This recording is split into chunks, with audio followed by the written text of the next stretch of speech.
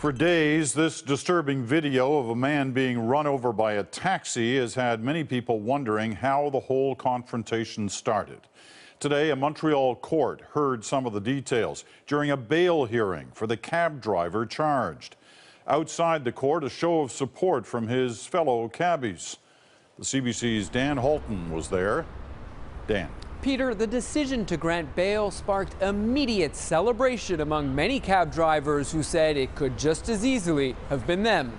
On mérite tous encore une fois une vraie main d'applaudissement, s'il vous plaît. The show of support was overwhelming. Dozens of cab drivers swarmed the front steps and jammed the street outside the courthouse to celebrate Gercy Edmond's release on bail. We won the battle, this man cheered. Long live Quebec justice.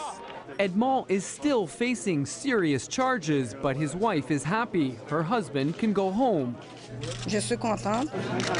Prosecutors had asked the judge to deny Edmond's bail. And today, the first details of what led up to this horrifying moment. When Edmond's cab rolled right over Benoit Capelli.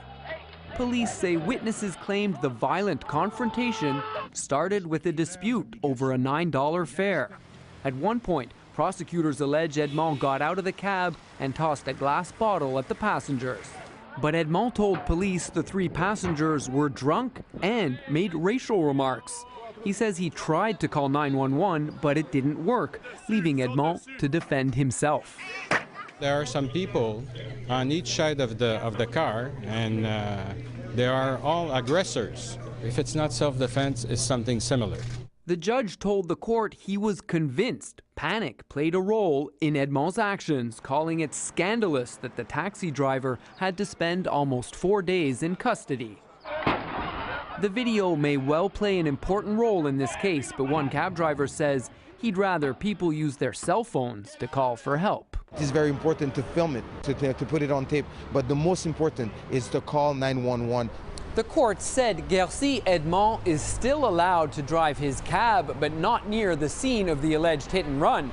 As for Benoit Capelli, he's still recovering in hospital with serious injuries, including 2 broken ribs and a perforated spleen. Peter. All right, Dan, thanks very much. Dan Halton in Montreal tonight.